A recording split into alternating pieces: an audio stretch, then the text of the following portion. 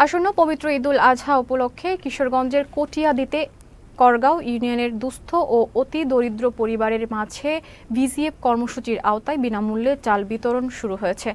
মঙ্গলবার সকালে করগাঁও ইউনিয়ন পরিষদ প্রাঙ্গণে এই কার্যক্রমের উদ্বোধন করেন ইউনিয়ন পরিষদের চেয়ারম্যান লায়ন মোহাম্মদ নাদিম মোল্লা।